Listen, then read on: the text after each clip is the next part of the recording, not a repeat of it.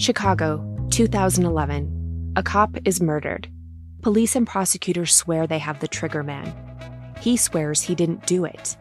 How far will each side go to prove they're right? Like it's just one bombshell after another, where you're like, what? The story of a PlayStation, a brain-eating amoeba, and the relentless pursuit of justice. Off Duty, out now. Listen wherever you get your podcasts. Hi, this is Hannah Berner from Giggly Squad. Have you ever put on a bra that makes you feel like a goddess? Prepare to be obsessed with the Dream Angels Wicked Bra from Victoria's Secret, the iconic brand behind the world's most comfortable bras. And I only wear the most comfortable bras. The bestseller features an innovative sling for perfect lift without padding, and the fit is chef's kiss. Awaken your inner goddess with new colors and super femme lace embroidery. Find out why this bra has thousands of 5-star reviews and counting. Shop it in stores and online at victoriasecret.com. Howdy, howdy, ho, and welcome to Fantasy Fan Fellas. I'm Hayden, producer of the Fantasy Fangirls podcast and your resident lover of all things Sanderson. And I'm Steven, your bookish internet goofball, but you can call me the Smash Daddy. And we are currently deep diving Brandon Sanderson's fantasy epic, Mistborn. But here's the catch. Steven here has not read Mistborn before. That's right, hey. So each week, you'll get my unfiltered, raw reactions to every single chapter. And along the way, we'll do character deep dives, magic explainers, and Steven will even try to guess what's next. Spoiler alert, he'll be wrong. Newsflash, I'm never wrong. Episodes come out every Wednesday, and you can find Fantasy Fan Fellas wherever you get your podcasts.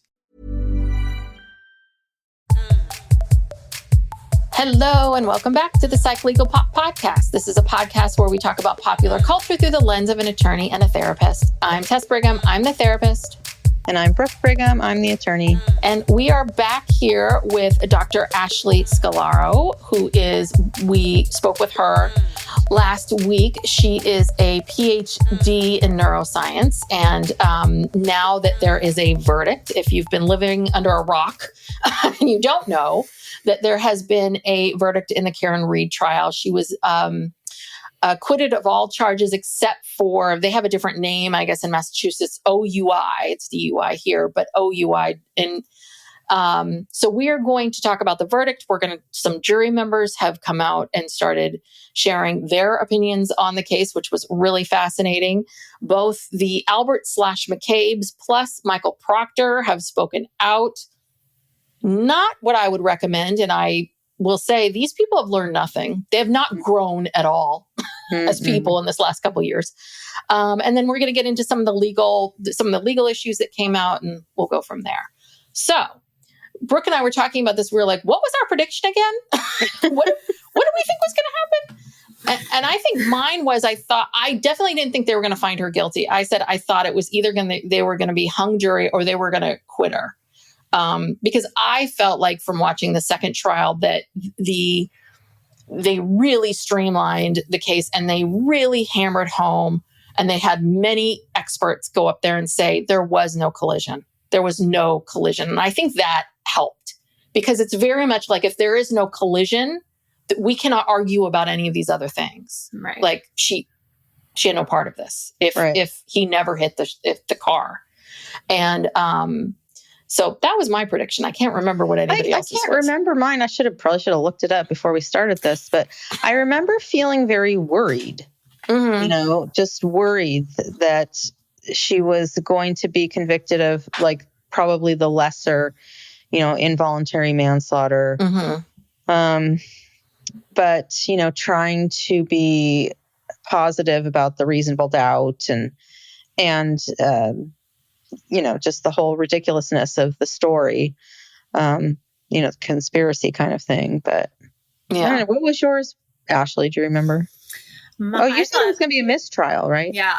I was either a mistrial or that they would come back like the previous jury was talking about, which I think was involuntary manslaughter. I can't remember if it was that or OUI that they were on. But I'm surprised that we got to a verdict. I really thought it was going to be a mistrial. So yeah. Well, and personally, I think we all feel like the jury got it right.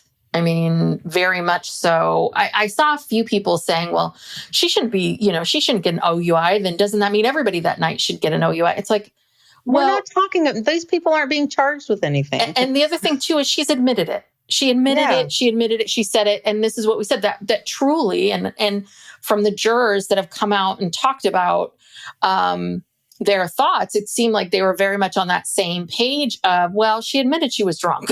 I mean, and she did operate a vehicle. And yeah, there is proof of that. The other problem is there was no proof that there was a collision. So she can't run from a scene. She can't do anything. None of it makes sense. So I felt like they got it right for sure of what you can prove, what was provable, and what you had evidence for. It's interesting because it's like, is the outcome different because of the jury? Is the outcome different because they got more serious about the evidence? I think in the second trial, the forensic evidence, they put much more of an emphasis on that. It's hard to tell. And this is the scary thing, because if it was just the jury and your fate is in the hands of who happens to show up that day, that's really frightening. And we were talking before we started about the makeup of this jury. People who were in the courtroom said that this was a younger jury than the last one appeared to be. They obviously don't have everybody's ages and whatnot, but the two people who have come out, the two jurors who've been on television, are pretty young, like 30, early 30s, mid 30s, maybe, I don't know. And people who are younger, because of the time that they've grown up in, they have much more of a distrust for law enforcement. And they know that cops set people up. They know that cops abuse people and beat people. And, they've seen all this stuff. So it's not like it was, a long time ago when people believed cops, just believed them, white people did. Okay. Yeah. It was a different experience if you're not white, but white people thought, well, what? The police are the good guys. Like they would never do something like this. They would never make this up or frame someone. And that's just not the case. Yeah. It was also interesting to hear which of the witnesses were most effective. And one thing that I thought was fascinating was that I believe it was that juror 4 who was and I'm going to say former, she's an attorney in Brazil, and she's here now in the US, and she's got 4 young kids, and she's kind of, in mom mode. So she's not practicing here. She was saying, it was her and somebody else, the other juror that was talking, that they felt like the tow truck driver, Lucky, was a witness that they could really get behind because he was not being paid. He was, he wasn't for or against anyone. He was not being paid. And I think it was not juror 4, but maybe another juror who was a little bit like, listen, I grew up around here. These snow plows are huge. They absolutely, and you absolutely, when it's like that, are scanning hard. And that, people really believed him when he said there was no one there. There was no one there. And I thought that was interesting too, that for all of the money and time that they spent with all of these experts, that it's the people that are kind of not connected to any of it and their observations that really made it solidify something for them. Yes, very true. Yeah, and I think it was juror number, it might be 11. I think juror 4 and 11 are the two I remember talking. The woman 4 is Jason. Okay, so 11 would be then the Paula. There was another one that didn't say her number or name that just was quoted somewhere. But let me double check that it's juror 11. Yeah, she said they pulled all the taillight pieces out and they just kept looking at the taillight video too. And that seeing that taillight light up, they were just like, there's no way that it's as broken at the scene as they were saying it was. They wouldn't say that it was a cover up because that's not what they were there to prove. They were really, I appreciated that about all of them too, how careful they were and what they were. I don't know if they got instructions about how Massachusetts handles that about talking to the media, because the jurors from the first trial, I remember being very, seemed very media coherent, or some people just aren't as careful with what they say. But she said they pulled the pieces out and were really focused on that. And when they were comparing notes on the witnesses, when I don't know if it was Yuri Buchanan, I think so, who said, I don't think that car moved when she backed up into John O'Keefe's car and potentially broke her taillight. They just didn't find it believable, probably for lots of other reasons. Because it's hard to listen to.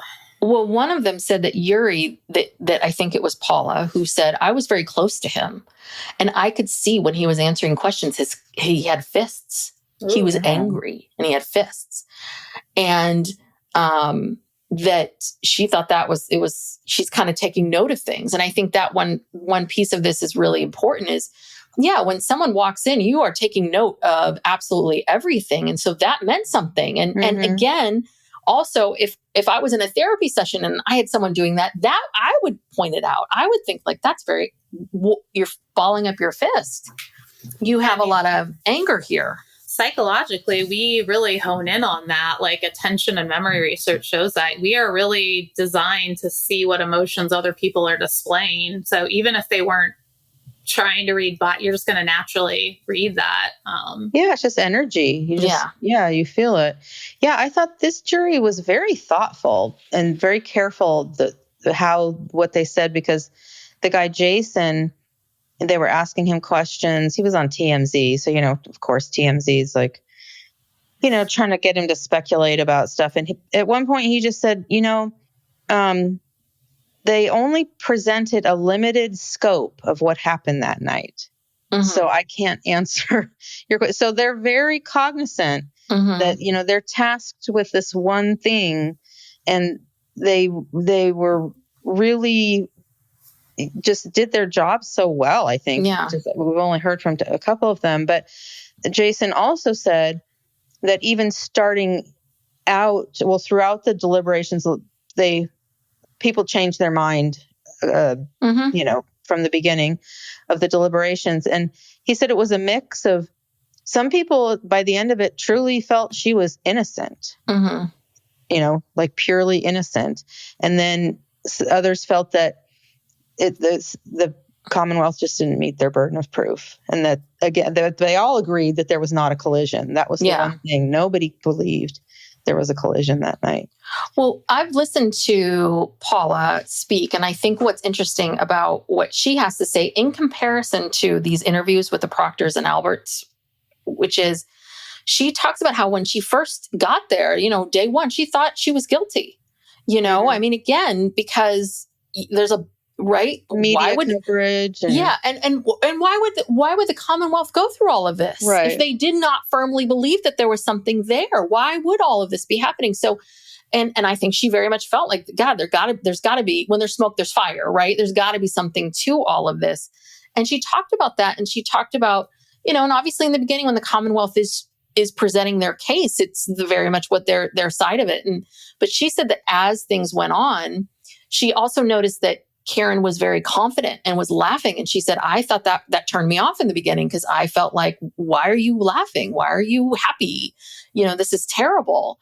And what happened was that as she started to learn more about the case and as she heard more about it, she realized like, oh, wait a second. She's like this because she's innocent. She's like this because she's confident in herself and what the truth is. And this is her truth, that she isn't scared.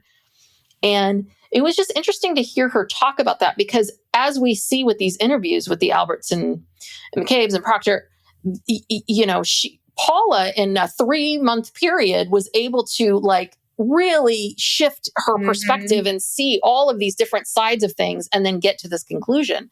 These people have been in this for 3 years and they're still they're victims. They're all victims. And I can get into that. I have like I've said, many thoughts about that, but just in terms of the jury, I was very impressed by her, by like, wow, you really, and you were willing to say that on a public forum. Like you're willing to say, listen, this is what I thought. And then I went here and then this, and then it just, you're absolutely right, Brooke. It was very thoughtful. You could tell she was a very thoughtful person and took this seriously. I wondered, and listening to that, how much those video clips, so I was worried that those were not going to be helpful for her because just of her demeanor. But I actually wonder if that's, when you compare Karen Reed, is like, she might not be very likable and things, but she doesn't come off as dishonest in anything that she's saying, I don't think. And I think that also probably was more helpful than any, even though the clips they played were potentially problematic. I think you don't get the sense that she's like lying about stuff from listening to her. Yeah, because the problem with Jen McCabe and all of these butt dials, and I threw away my phone because I needed a new phone. Like, people know that is not, please, really the truth. But she owned the fact that, yeah, I probably shouldn't have been driving. Like, I was drinking that night. I had a lot to drink. And one of the interviews, they asked her, were you mad at John that night? Yeah, I was mad. Like, she wasn't pretending. She wasn't doing the whole like, oh, no, we were great. She was like, yeah, I was pissed. I was pissed because of this and this and this and this and this. And then this happened and this, right? So I had heard someone else talking about that too, if those clips, if those interviews with Dateline and the other news places that helped her or hurt her. And I think that in the end, it probably helped her in the sense that, you know, she was willing to admit that she was drunk. She's willing to admit that they were in an argument. She's willing to admit these other things. So she's not, someone who is guilty but proclaiming their innocence. They are making themselves look as good as possible. Yeah. So. Yeah, she would have had some sort of alibi phone call, where she called him and said, "Oh, honey, what, honey, where are you? Where are you?" But no, she's calling him up going, "I fucking hate you." It's like, that's real. You pervert. And the way she's acting at the scene is, I mean, you could also have somebody that's just in complete shock. So, but like when people are like, that's a ridiculous reaction. Like, she looks like, to me, people I've seen in stress responses, like that tracks. Even students, when they find out they're failing a class, they have those kinds of reactions, or you get the ones that are just completely stoic. But she seems believable. I wondered, the one thing, I don't know if we brought this up last time, but when the difference in this trial with the upcharge is Hank Brennan was really trying to point out that she was like jealous that John was going to leave her, and that really trying to sell that she was almost like it was first degree murder. He wasn't saying first degree, but just the way he was talking about like, oh, she's so angry because he was slipping away from her and we're turning onto a street with her lover, and that just doesn't come off as believable. No. And it's because, she's a woman, and God forbid if a man doesn't love her, she's going to just gotta like throw her hands up and bury her head and kill him and back your car into him. Yeah. And I think sexist. The jury didn't fall for that kind of sexist trope. Not at all. Yeah. All right. Do we have anything else about the jury and other, because it's mainly been those two jurors that have spoken out. I think the person that was talking about Lucky and was maybe an alternate who was a little bit older. But again, I mean, even still, this person was like, you can't miss somebody.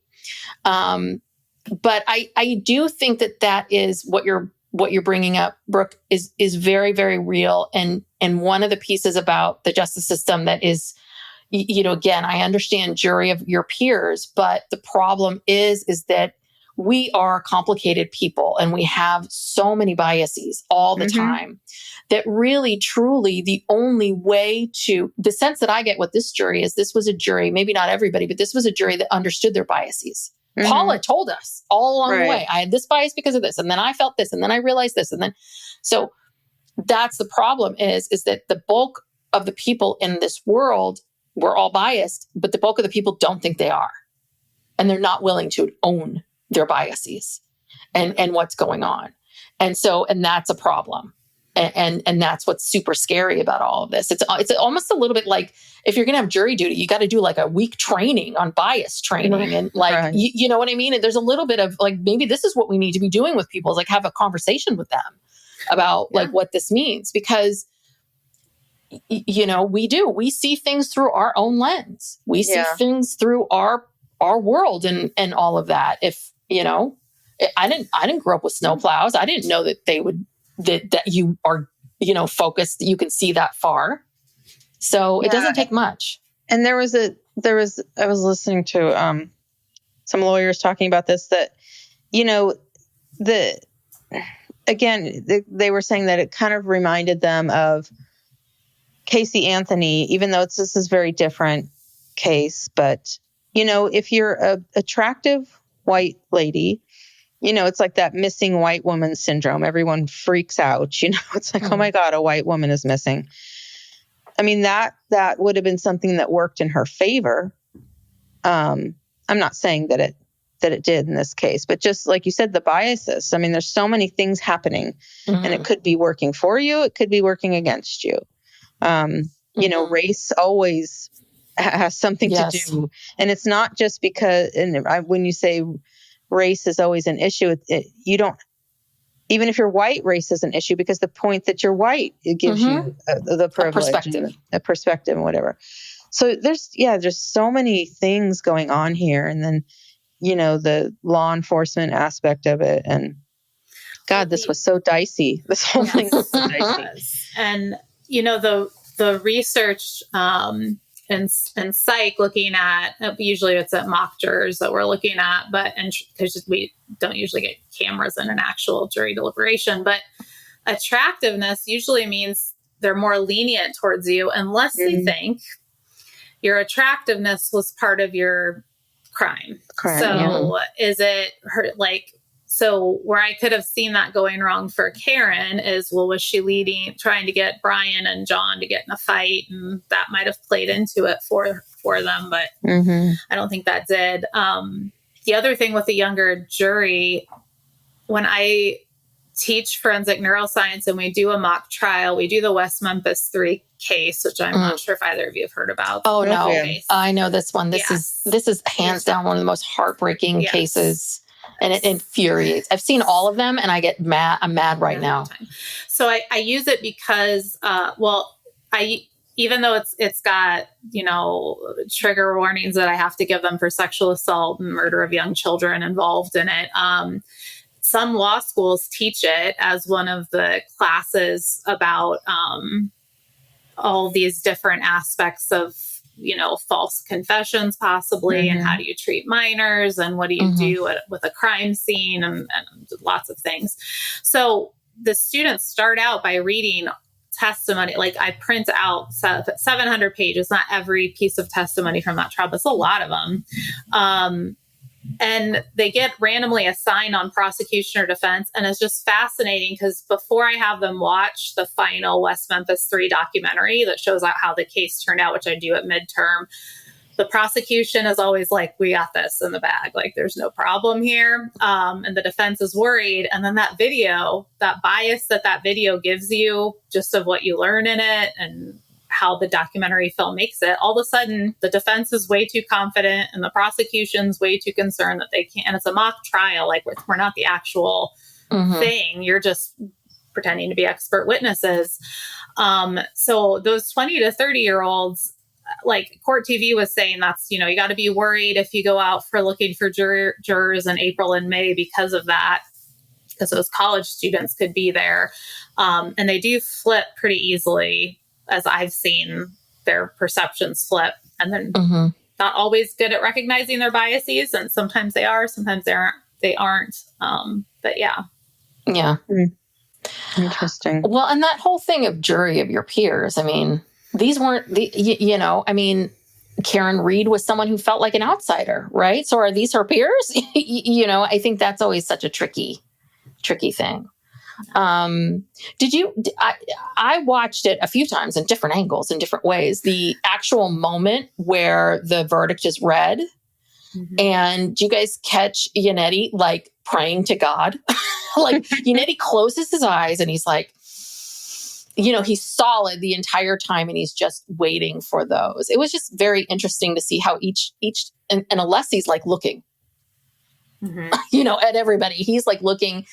Yannetti's praying and Alan Jackson's whispering to Karen. I don't know what they're talking about. Yeah, that's such a nerve-wracking moment. Can you imagine? Oh God. Well, I don't even think I'd be able to like stand up, I would just it's your life. Yeah.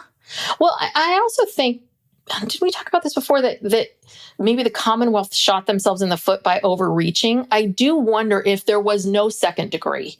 If it was always like, hey, we do not think she meant to do this, but she did, if that would be different. Because I do think the overreaching hurt them too. Because it seems, even to me, it seems like, well, no. You know, I mean, to try, I mean, I think that they never had enough evidence for second degree, ever. And I think that shot them in the foot too, personally. Yeah, I think in one of the Body in the Snow episodes, Yannetti when Karen first called Yannetti and it wasn't the secondary murder, I think they had decided they were going to plea her out on that involuntary manslaughter. Maybe I'm wrong, but I remember him saying like, well, yeah, you're going to have to do some time or this or that. But, you know, this is common. It wasn't until it was an upcharge that he was like, wait, no, you're not pleading to that. That's a step too far. I don't remember that. Things changed. Sorry, but things changed when she got the upcharge. I think that's when she got Alan Jackson. Yeah. I think things got real. Yeah. Sorry, bro. Yeah, because life in prison. Mm-hmm. I was going to say, but this in this trial, they had the same issues they had in the first trial with the verdict forms. Mm-hmm. The jury was confused about the lesser included and how you have to find guilty on the higher charge before you can move down to we talked about this on the last episode. And I thought that was, that they still never solved that problem. That judge. And she was so, again, I think she was biased towards the prosecution because of those questions from the jurors, the way she handled that, the way just a lot. Sorry. Go ahead. Well, and the jury noticed that. So Paula said that they noticed that. And again, they're picking up on all of this stuff and they noticed it and it started to annoy them. It started to bother them. It was disrupting some of the testimony that they couldn't track because they kept getting interrupted. But also just, I think the defense kind of stopped even objecting at some point because they knew it was going to get overruled. So why even say anything? And I think they were noticing that. Yeah. So again, Bev's conduct was not ignored. I mean, it was it was really obvious. It was really bad. Obvious. It was almost like she'd become part of the prosecution. Yeah. She's like on their team and that was very obvious. And it was very, and cops and prosecutors, it was just all just too friendly all over the place. Yeah, I think in Massachusetts, a lot of people, I don't know that everybody is, but pretty used to hearing like what objection, hearsay, and that kind of stuff means. And since in Massachusetts, they don't have to say anything, they just object. I'm sure that has to irritate those jurors because in psychology, we have this thing called ironic process theory, which is that when you tell somebody they can't consider a piece of evidence, they actually focus on it more because it's you're taking something away from me. Why can't, even though you're like, ignore that, like you can't do that. They're like, what? Why? So those objections from Hank Brennan, I don't remember if it was ARCA testifying, which ARCA person, but there were a few times where I was like, the jury has to just speak. Because at some point, couldn't the judge just be like, move on with your line of questioning instead of just the constant sustaining objections or sidebar, I guess. Maybe she did, but I was frustrated because I was like, I can't follow this train of thought. So it's interesting to hear the jurors talk about that for sure. Yeah, because you get distracted with all the, like you said, your mind starts wondering, well, why is this, so bad that it can't come in or whatever, and you're not even listening to what's happening. Another point that I heard the jurors make, that one issue was that Hank did lose credibility when he had to admit, I made a mistake about the sweatshirt, that did really hurt him. And I think a lot of people were frustrated because the feeling is that this should have been mistrial immediately when that happened. Any other case, it would be mistrial. But in some ways that helped Karen, because they very clearly saw, this isn't what's going on here? Mm-hmm. And again, what was it? Someone said it's like it's a credibility. You know, you've got two sides. Who's more credible? Who's more credible? So when you have the Commonwealth come out and say, "Oh, I lied," or "I made a mistake," or "I wasn't paying attention," that is a huge problem. So, all right, I really, really am chomping at the bit. Sorry, talk about the Alberts and the Proctor interviews. Okay, these people? Let's start with the Alberts. Okay, these people are so tone deaf, and you can tell that they live in their little world and they have no idea what's going out around them, because this is Brian Albert's big complaint. Every step of the way, the criminal justice system has let them down, has hurt them and let them down. And he is incredulous about this. And I'm thinking to myself, you piece of shit, if you were black or brown, the system has only worked for you, Brian. You're mad that it stopped working for you. You're mad that it stopped. Everybody else, like, talk to a black person, a brown person, anybody about how fair the criminal justice system is. Piss me off. Well, and how is he personally affected by the because, well, I did see a video of him. He was at like the Galleria, the Boston Galleria, and someone was videotaping him. I don't co-sign this, but it was kind of funny, where they were like, "Ooh, there's Brian Albert. Are you guilty?" Like, the guy can't even eat a sandwich at the food court. People are yelling at him. Good. And making him feel like shit, right? Like, and again, he should be able to live his, I mean. Oh, but Tess, if Karen Reed didn't kill John O'Keefe, then someone in his house did, and he was there and he saw it. So I don't feel bad for him at all. Okay. Then if people want to yell at him at the mall, then, I mean, yeah. Yeah. Okay. I'm with you.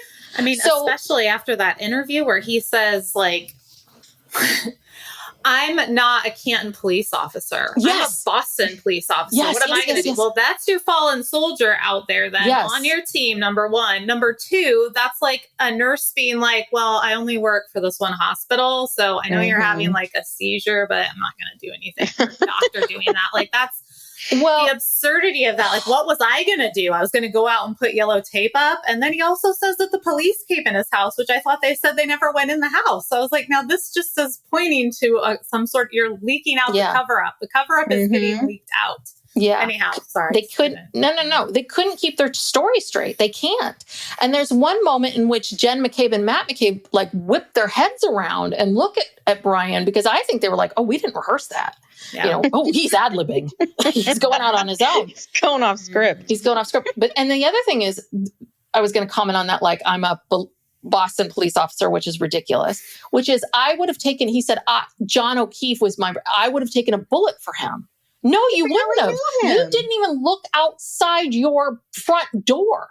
There's cops everywhere outside. They were like, there's no footage of anyone even from the upstairs looking down going, oh, what's going on out there? No, I mean, he has no idea how he's coming across, and the privilege and and we can't live our lives now, and our lives are hard, and it's like, huh?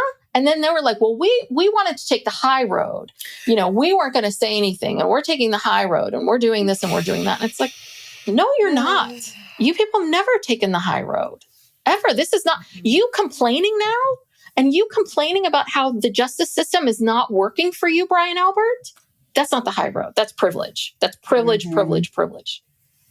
I think it's getting all these court TV, and because I think that's who was interviewing them, a court TV person, or I don't know, maybe ABC. I thought it was that guy, that Matt Gutman guy, that really kind of cute guy who's basically doing all the interviews. He's everywhere. Right. Yeah. He's the dark hair guy. Too, right? Yeah. I think it's all these, from what I have been able to, I don't live in Boston, I live in Iowa, but from what I've been able to tell, trying to catch the actual local news there, I think they literally are in an umbrella of Karen Reed's super guilty, and we're like, nobody's, we're definitely not going to get implicated. I just think it's always come up like somebody's going to break, and we're going to find out what happened in that house. And I think we got closer by Brian Albert, even in that interview, saying something about he at least knew there were people out there and wasn't going to go out there. That's problem number one. And problem number two, Jen McCabe's in the house panicked. Why wouldn't she just like ring the doorbell or call to make sure they're awake and come out? Like, why did you burst into your sister's house if it's not to get him out to help? What were you doing there? Mm-hmm. And the police are in your house, and now we're hearing that, which we hadn't heard they were there that day, but he's saying he stayed in his room. Yeah. If they were in your house, why'd you stay in your bedroom? He also said, by the time I got downstairs, the police were in my house and John was gone. And it was a little bit like, well, how do you know that? You're upstairs. Right.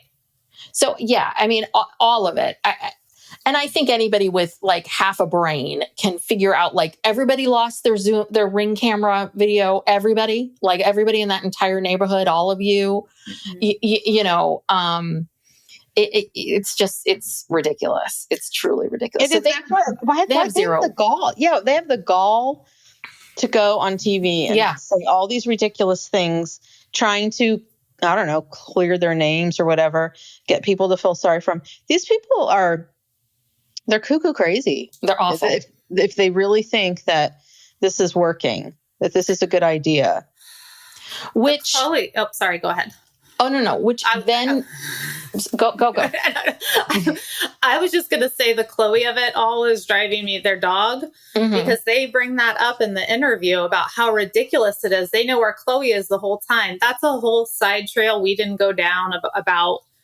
No, we actually don't know where Chloe is, because she's a very specific breed of German Shepherd. She wasn't microchipped, and the dog they're claiming is Chloe, they know isn't Chloe because she's not the same breed. We could go down that rabbit hole, so they've slipped up there.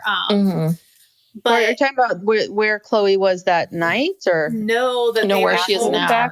Like, why? And they didn't explain why they rehomed her. They wouldn't, or at least they didn't get asked that question. But I don't know if I taught at a veterinary school, neuroanatomy, for about 7 years, and my sister's actually a vet. And one of the things I forgot to mention last time with the bite marks on his arm, I'm assuming, I guess it's a German Shepherd, but any dog would do this, which is those marks which my sister brought up. I forgot to even bring it. The marks that they make when they're going for a stranger are different than when they're going to like kill somebody. So like they're going to grab your arms and your legs. They're not going to go for your face and your neck. And they're doing that to pull you down. So they'll grab and let go, grab and let go, grab and let go, which is why there'd be so many, and they wouldn't be like deep enough to puncture, because she'd had in her residency, some of her co-residents got attacked by a dog coming out of anesthesia. They didn't have it placed like they should have, and went for her face because it was confused and going for a kill. And that was such a different injury they just hadn't seen before, because the way they bite is so different, that it's shocking that they tried to bring up, like, why don't you get the DNA from Chloe? Because I don't think they can even really do dog DNA to that kind of level to match it to a dog as well. Anyhow, the Chloe of it all drove me it's just, they want to open that rabbit hole because now they have, and people can look into it, and we don't know where she is, and why did you get rid of her? Yeah. Psych Legal Pop will be back after these messages.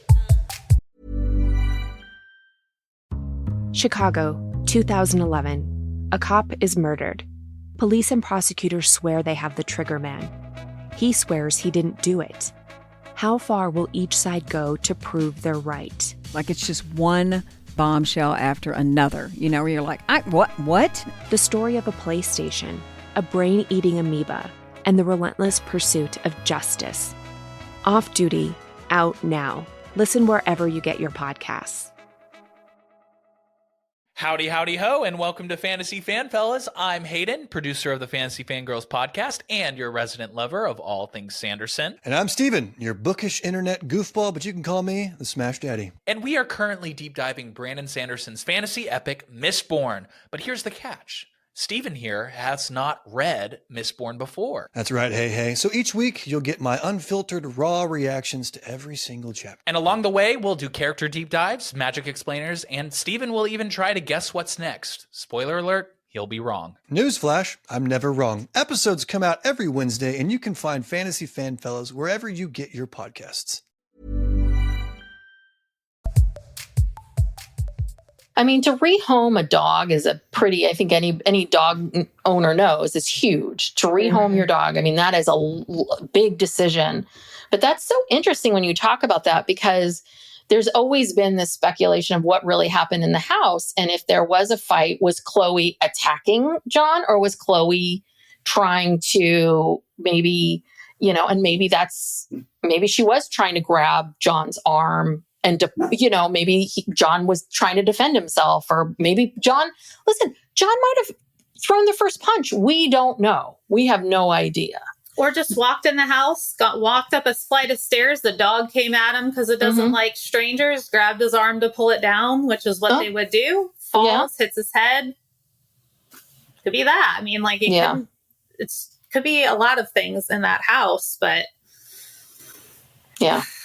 We'll never know. So the Michael Proctor interview, again, oof. And now people are, again, I don't like him. So I guess I can be mean. Everyone's like, somebody's been eating their feelings.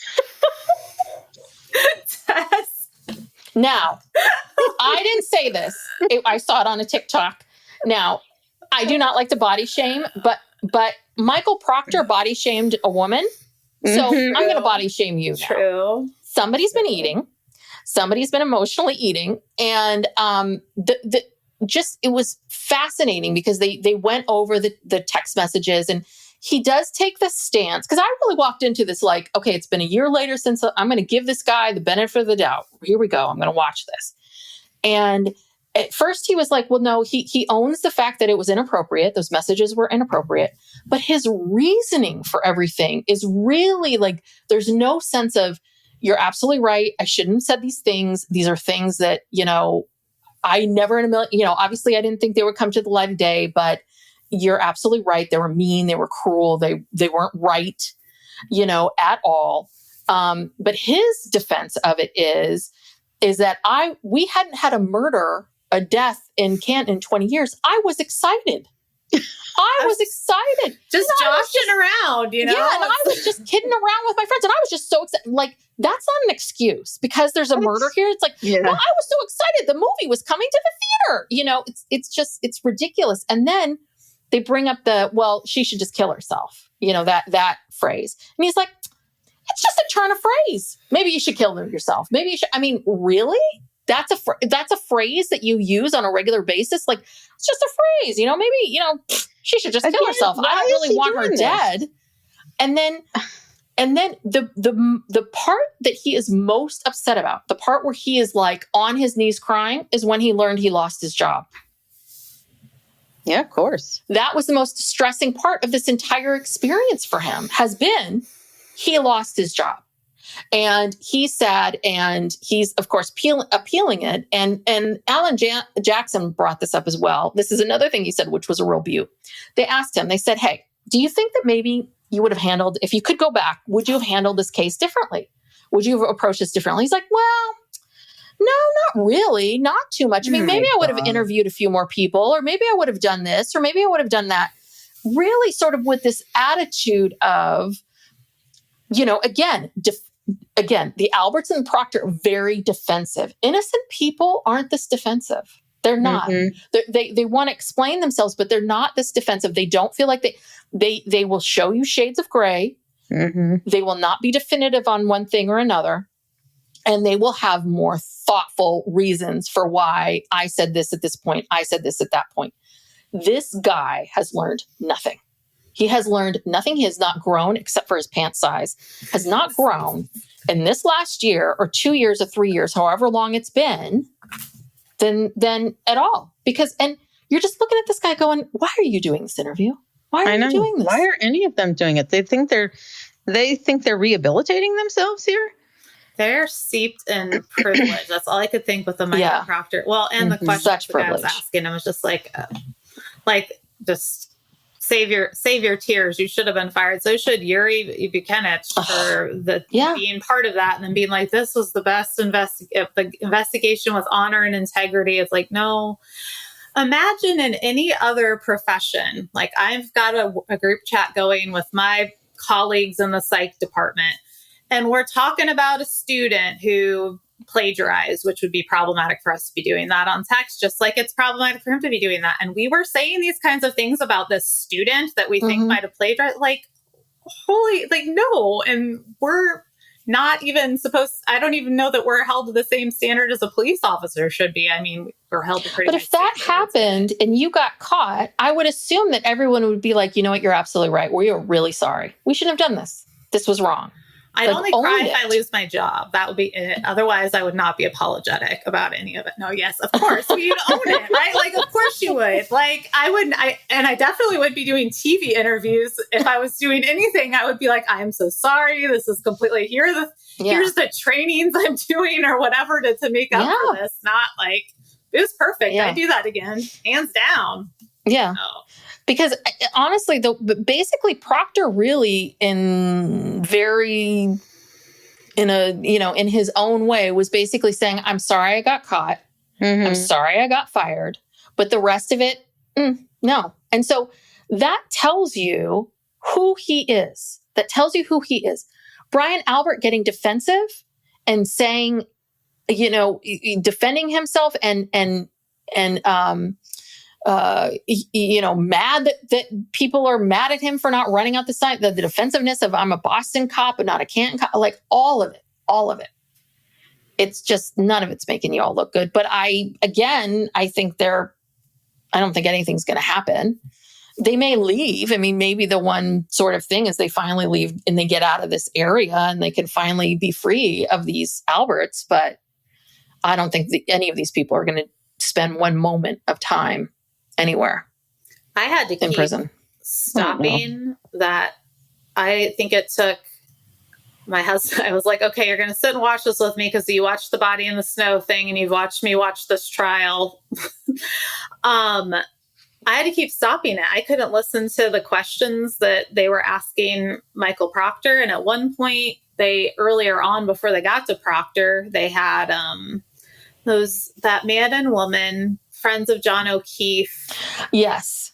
And I know who you're talking about. That were also in Body in the Snow. They were good friends of his who firmly believe that Karen did it. Karen did it.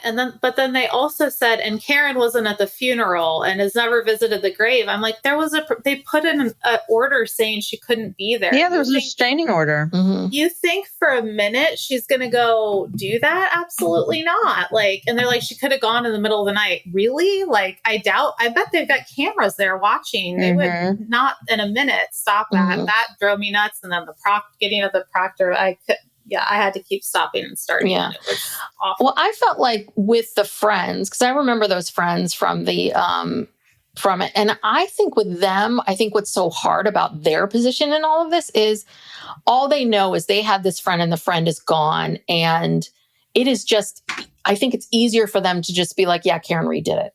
Right. Than to have to like zoom out and go, well, maybe something else happened. And I think that, what's so this position that Karen's in is that she's defending, she's fighting for her life. She's defending her life. And yes, part of that is that you've got to defend yourself. And maybe some things are going to come out about the victim that aren't great and that maybe don't make them look very good. Because we're human and we all have these things. And so I think for the friend that loves this person and is now the friend is dead. And so now you've put this person on this pedestal, just the idea of someone saying anything negative about John, I think they're so, again, I don't think that I think their stance is it feels to me very different than the Alberts and the McCabes, who certainly it feels like something's going on there. But for them, it just feels like they are like my friend is gone and someone's got to pay. Yeah. And I'm so mad. Who do I be mad at? And then they just need to be mad at her. Yeah. And like the state of Massachusetts is not going to go after any of these people because that would be like saying, we prosecuted the wrong person or, with this. Yeah. We tried to prosecute this. Yeah. We tried to prosecute this innocent woman.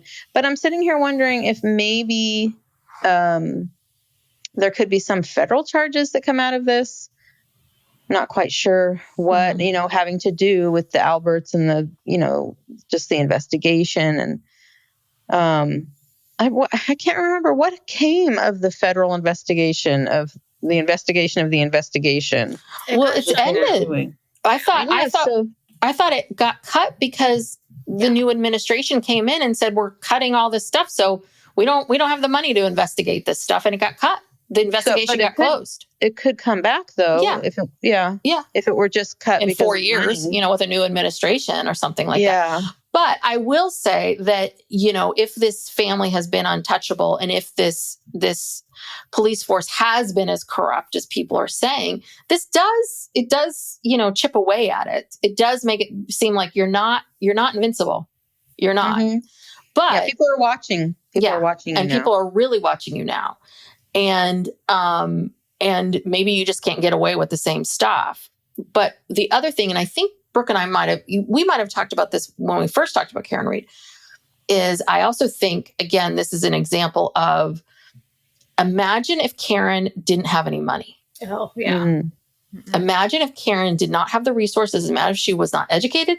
Imagine if she was Black or brown or any, right? Like, there are some things. I think that she won this because she had money. Mm-hmm. And she had the money to fight it. She had one of the best lawyers in the country who's, Mm-hmm. I mean, she had a dream team. Yeah, she has a dream team. And she fought very hard because that's just her personality. But if you have someone who's, less educated, younger, minority, who doesn't have that kind of confidence or that kind of, she has a hell of a lot of, she's a fighter. Yeah. Her whole demeanor, she's a fighter. This could have gone very poorly. Yeah. It's just the cash to bond out. I mean, how long people can stay in jail waiting for trials or years and years. And sometimes all they need is like a couple $100. Yeah. But they do not have that. No. Mm-hmm. And so they're spending years in prison, in jail. Yeah, and like that documentary that she did, with her teen. Look how much time they spent together. And that's the hard part about being in custody and trying to defend yourself, is she met with her lawyers for hours upon hours, days upon days in preparation for this trial. You can't do that if you're incarcerated. Yeah. They put you in a little room and maybe give you a couple hours. Like, they're supposed to give you, whatever time, but they can't. The staff, there's not set up for that, So that's a huge factor. Yeah. They rented out that half of a hotel, and made it this. Well, and the fact that it took on a life, the case took on a life of its own. If it didn't gain all this traction, I mean, again, I got the sense that Alan Jackson and Yannetti, these are decent people. So I think they saw this and were like, we're not going to leave you. But what if after the first case, mistrial, and what if there wasn't such publicity? Would they have gotten a lessee? Would they have gotten, because as we talked about before, these people are working for free at this point. So it's got to be worth it for them to do this. And again, that's privilege within that Alan Jackson has the privilege himself to be able to not have to earn money, directly from this for a while. All of these men, everybody on the team. Well, the public display of support really did help. It really did. And all those people outside of the courtroom, they're the ones who drew attention to this, to the rest of America, Like, I remember the first time I heard about this, I'm listening to a radio show or a podcast, something, and someone starts talking about this case, saying this case is wild. Like, a Boston police officer is found dead on another Boston police officer's lawn, and they're trying to frame his girlfriend. And I'm like, what is this? Yeah. This would not have, my friend Jenny, who lives in Massachusetts, hadn't even heard of the Karen Read case until she listened to our podcast. Wow. Which I couldn't understand, but how could you not? Like, it was everywhere, Yeah. But anyway, that did help her. And think of it now, talking about the money, this guy, Jackson, he's now gotten Kevin Spacey acquitted, and Karen Reed. He's probably going to write a book. Mhm. You know, this guy. Yeah, he's the guy to hire. If He's you've the guy. got money and you get in trouble, you hire Alan Jackson. Just like that guy that got Casey Anthony and Aaron Hernandez off in Miami. Who was that guy? That Jose guy I would hire. Baez. Yes. Jose Baez. Yeah. Yes. So that guy, I mean, if you get caught with anything in the state of Florida, he's your guy. Mhm. So yeah, I mean, this and Yannetti and all that. So did you guys find out here that Yannetti and Alessi are BFFs? Oh, I did. And they are so thrilled that they're BFFs now that they met each other. Like, they're like, even in our 50s now, in our 50s and 60s, we made a best friend. You know, I was like, Oh, okay. you mean they became BFFs? They became because of this BFFs. trial? Yes. Oh, okay. Oh. And they consider each other a really, really good friend. And they're so happy to have met each other later in life. I was like, oh, that's dear nice. God. Like, this is just all this love. Well, he was involved in Did you say Kevin Spacey? You might have already said that, but Yeah, also Phil yeah. Spector.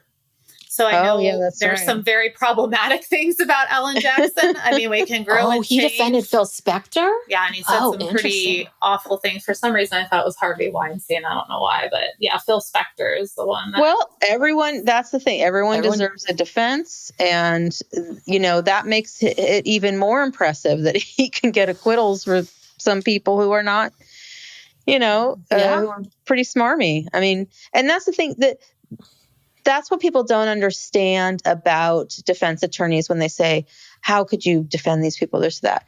If it were not for vigorous criminal defense attorneys, we'd have even less rights because it'd be even easier to convict people and convict innocent people. Those lawyers are what kind of sort of keep the prosecutors and the cops at least semi-honest. Yeah. Because they know that if you go in court up against Alan Jackson, you better have dotted all your I's and crossed all your T's as a cop or a prosecutor, because he'll take you down. Yeah. So that's important. And you can't focus so much on the actual client and what they did or whatnot. This is how the justice system is supposed to work. Mm-hmm. That everyone gets their fair, day in court. Like that's what all of this is about.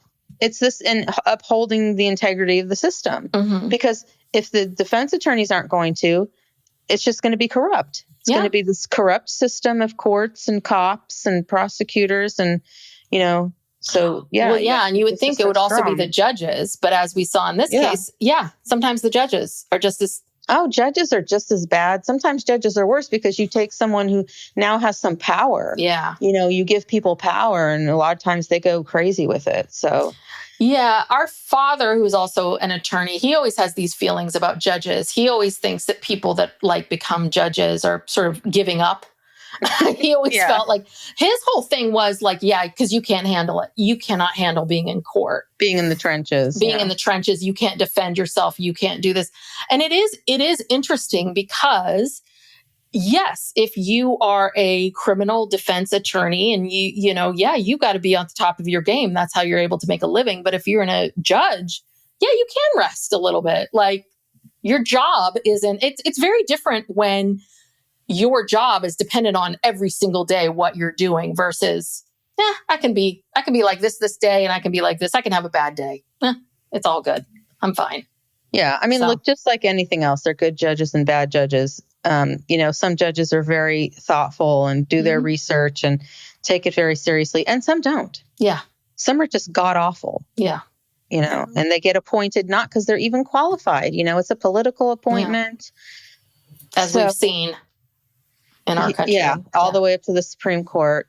Yeah. All the way down to the lower courts. And, fortunately in California, we have a thoughtful governor who appoints, good people to the bench. But, like a lot of these federal court, not just the Supreme Court, but the federal court picks justices that have been appointed by Trump. Scary. But anyway. Didn't mean to go political. Yeah, well, it is political, and I'm just wonder why it is that way, because most other there's always politics at work and stuff, but it is really odd that the judicial system is so tied to and that you've got so many politicians that are former attorneys. But I think it's interesting that you say your dad said, oh, they can't handle it, because that's very much what I get from other scientists. Like, well, you couldn't handle doing real science. That's why you're teaching. I'm like, no, I actually like teaching. That's why I'm here. But that's an interesting perspective on something. Well, our dad's a little bit crazy when it comes to... I mean, Brooke, you would know better than I. Isn't this how because every time I would ask him, like, have you ever thought about being a judge? No, never. So that's his stance. I like because any other profession. He likes to fight. Yeah. He doesn't want to be the neutral party. He wants to be on a side and fight and win. Mm-hmm. He likes winning. Well, and also judges have to follow certain rules, and judges have to, right? They have to be fair. They have to be impartial. They have to listen to both sides. And for him, he's just like, no, I don't want to listen to anybody. I don't want to listen to your rules. I don't want to listen to you. I don't want to listen to anything. So that's the other part of it, is like, he doesn't like authority. So I think a judge is authority. He's a bit of an outlaw. Yes, he is. But anyway. Yeah. So that's I hate it when people say that about teaching, because you can't teach somebody something if you don't know it, if you don't know it inside and out. It's like being those expert witnesses. The best expert witnesses are ones who've got teaching experience, I think, because we don't get into the juror instruction issue where you're in all legal speak, and these aren't lawyers. So like, they don't even when they were like reading the verdict, right? They were, the foreperson on the second count was like, not guilty. And the judge and the court clerk or whoever was like, wait, what? Are you sure that's what you mean? And he's like, yeah, not guilty. And they were like, of all the charges? And he's like, well, guilty of this charge. And so it was like a whole little back and forth. And I was just like, see, the form is problematic, people. Yeah, that was a mess. Well, there's teaching. I mean, teaching is, I think that what people don't recognize a lot of times until you're in it is how much teaching skills you need in so many other jobs. Like, my job requires a certain amount of teaching. If I'm doing I used to work in drug and alcohol, you basically are leading groups. You have to give people instructions. Like, this is the exercise we're doing, and then we're doing this, and then this is happening. And right. Like, so you have to be able to explain things. You have to be able to keep things moving and entertain people, because people get bored, right? Like, there's a tremendous amount of skills in that. But unfortunately, again, I mean, it's misogyny. It's because it's been more of a female profession. We treat it like it's shit. I mean, again, this is how we do with anything that is soft skills. We see it as, not good enough, so we're not going to pay you. So anywho. Oh, that's a whole nother. Yes. Okay. Was there anything else that we have not talked about? Anything in the Karen Reed world that anyone wants to say? I think the civil trial, I don't remember if they've already filed that or not. I think so, yeah.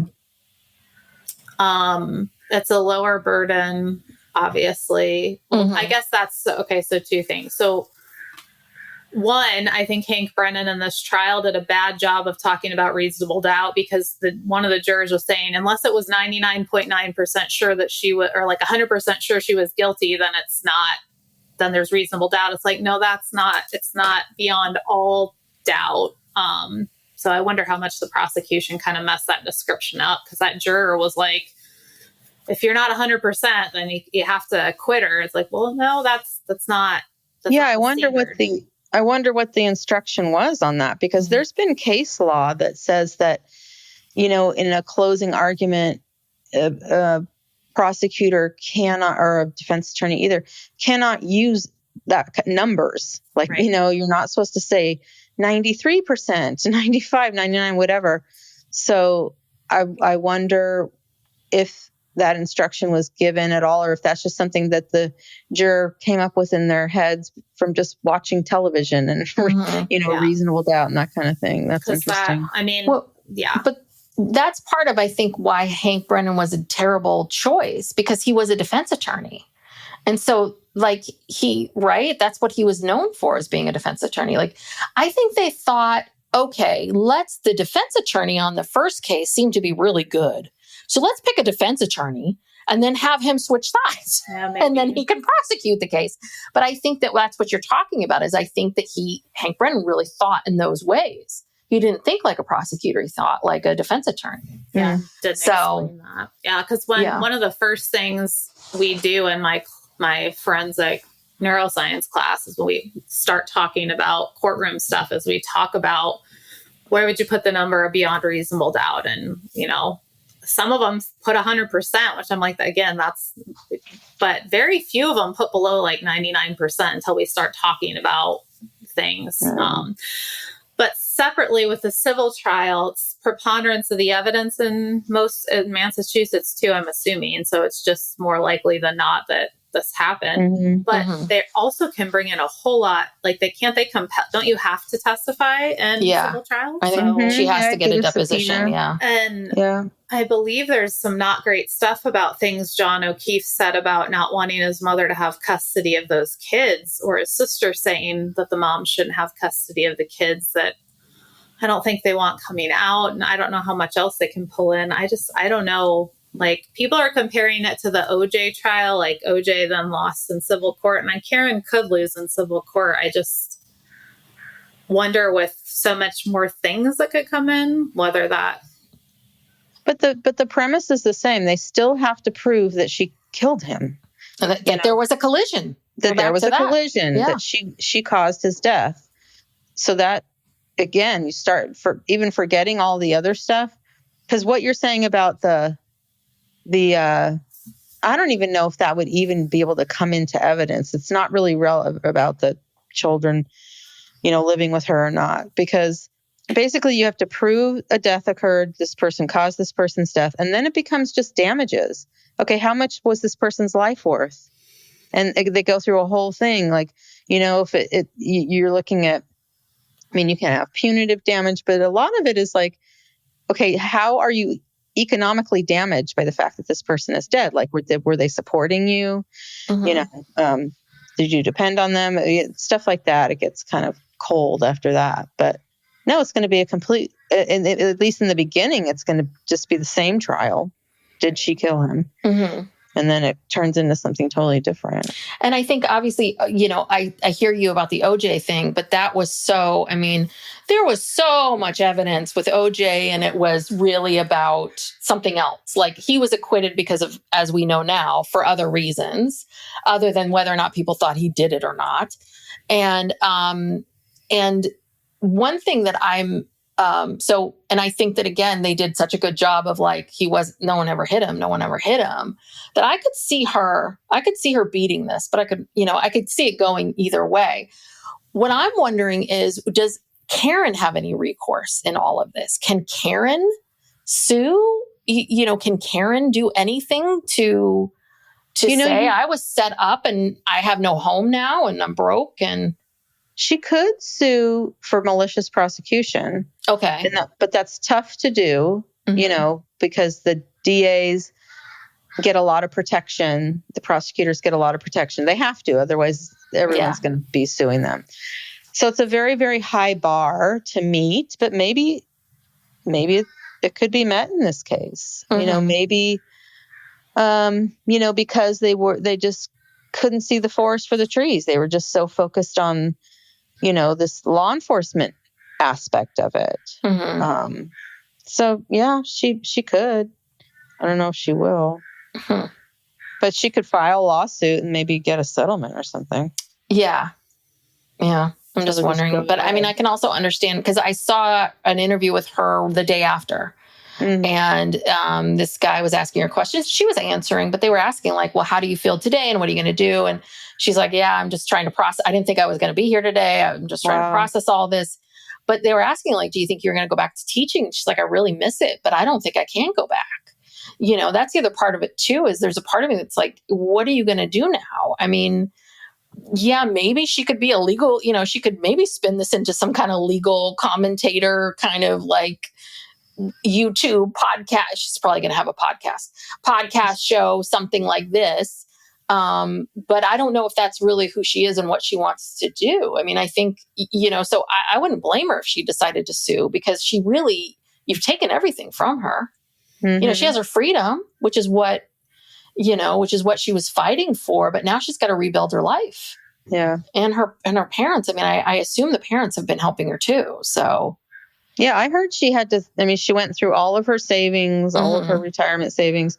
She had to sell her house and move in with her parents. And knowing the fact that she's a single woman, no kids, I'm sure she had a lot of money and she's in finances. I bet you anything. This is the kind of person who probably had at least $500,000 somewhere sitting in a bank account. Unlike us parents that are like, how am I going to pay for this? I don't know. But I mean, so I think and she sold her home, right? And I'm sure the parents did too. So yeah. Anyhow. I mean, I think about her, just the years with her having MS on top of just the tragedy of the significant other's death, that I wonder how much this has really progressed her MS. I don't know what subtype she has, but I imagine she looks much thinner than she even did a year ago. I can't imagine how that's affected her. So I think about that too, that it's just not just the money, it's the stress of that. Yeah. Time, the toll on her. Yeah. And I can also understand her being like, I want to be done. Like, I don't want to spend another day in a courtroom. Like, I'm going to move on.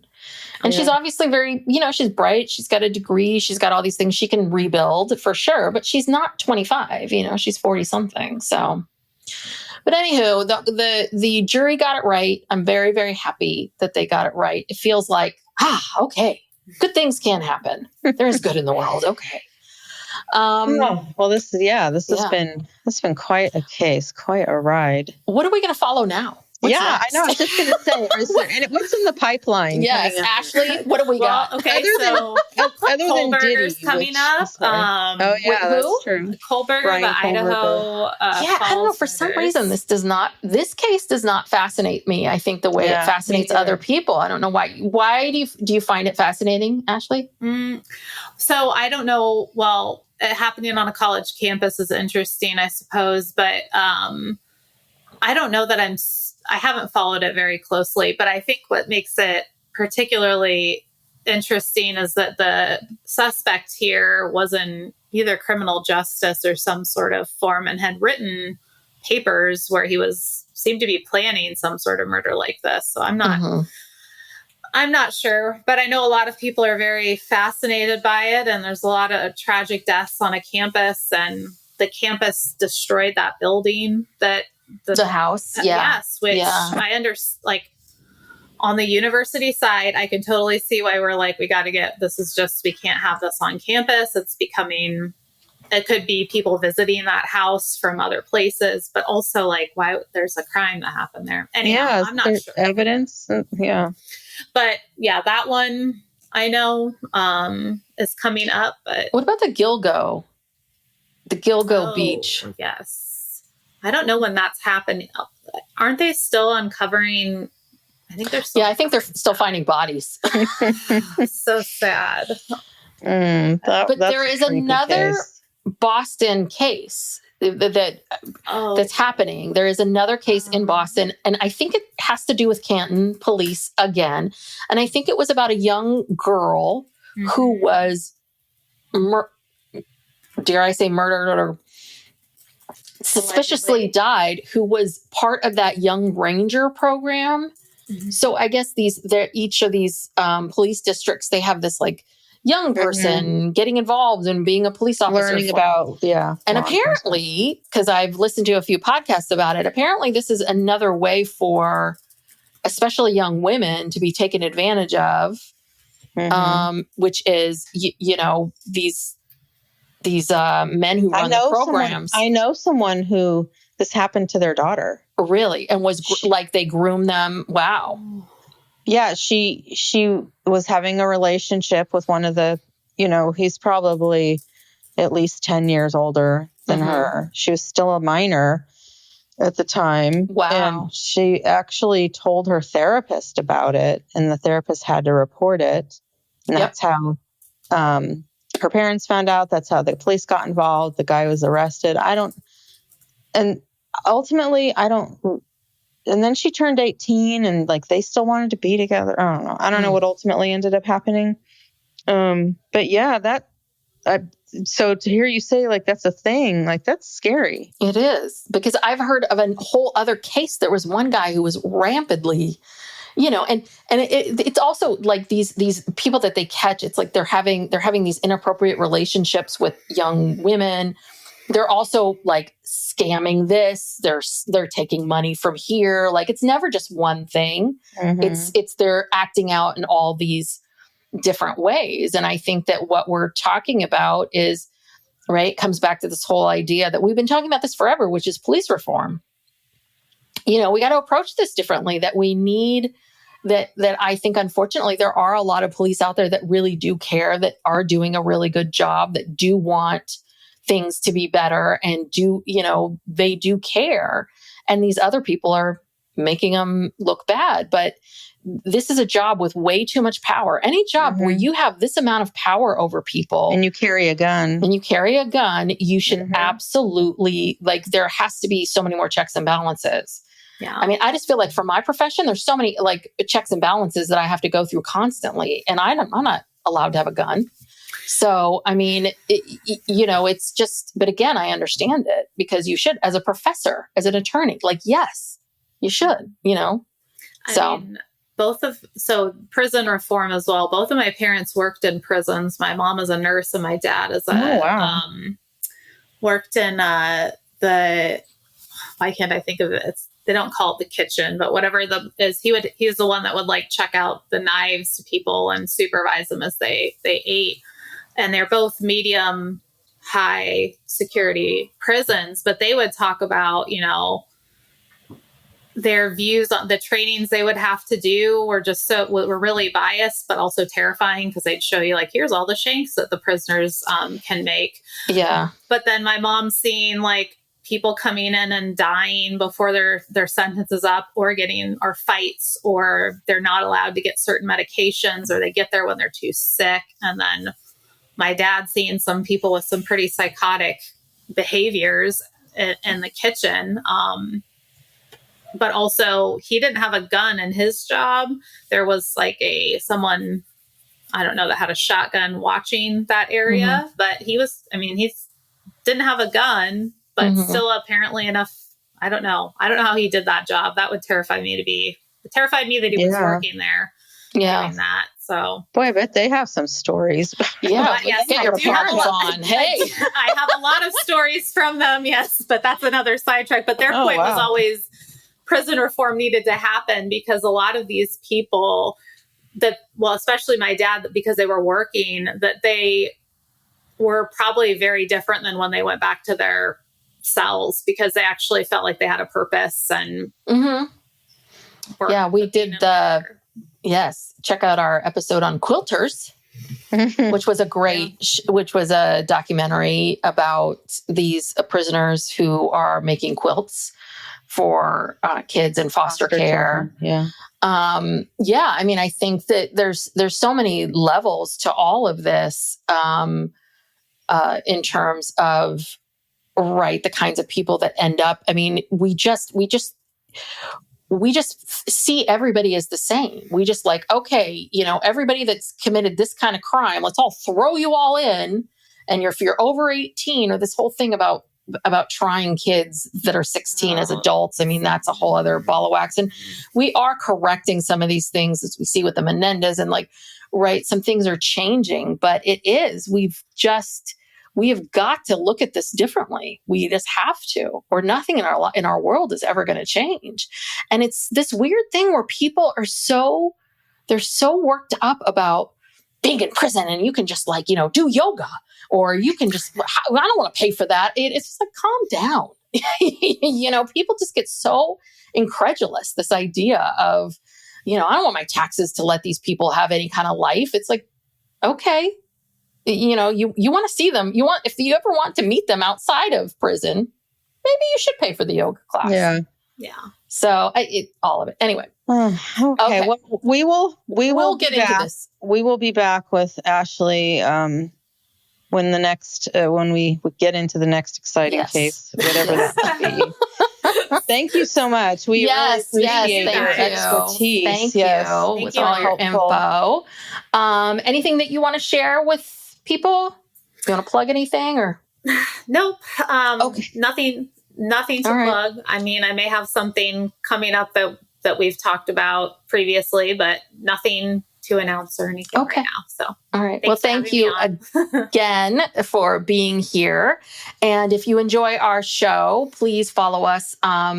Please subscribe to the podcast. Please give us a 5-star rating and review. We're now here on YouTube. Hello. You can go check out our YouTube channel, go follow us on social media. And if you want more content from us, come to our Patreon. We do a weekly bonus, and then we do a couple other things for our higher tiers. So please go check us out there. Thank you so much, everyone. Thank you, Ashley, and we'll see you next time. Bye. Bye.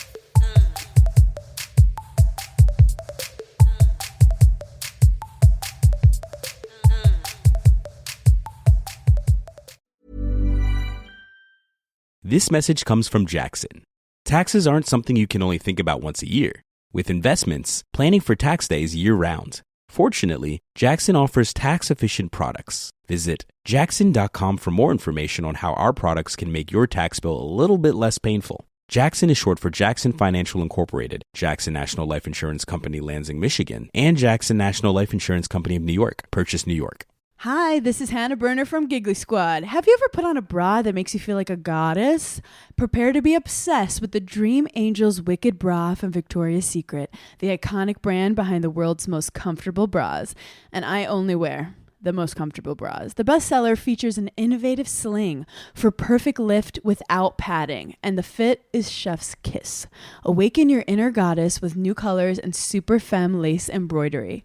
Find out why this bra has thousands of 5-star reviews and counting. Shop it in stores and online at victoriasecret.com. Howdy, howdy, ho, and welcome to Fantasy Fan Fellas. I'm Hayden, producer of the Fantasy Fangirls podcast and your resident lover of all things Sanderson. And I'm Steven, your bookish internet goofball, but you can call me the Smash Daddy. And we are currently deep diving Brandon Sanderson's fantasy epic, Mistborn. But here's the catch. Steven here has not read Mistborn before. That's right, hey. So each week, you'll get my unfiltered, raw reactions to every single chapter. And along the way, we'll do character deep dives, magic explainers, and Steven will even try to guess what's next. Spoiler alert, he'll be wrong. Newsflash, I'm never wrong. Episodes come out every Wednesday, and you can find Fantasy Fan Fellows wherever you get your podcasts.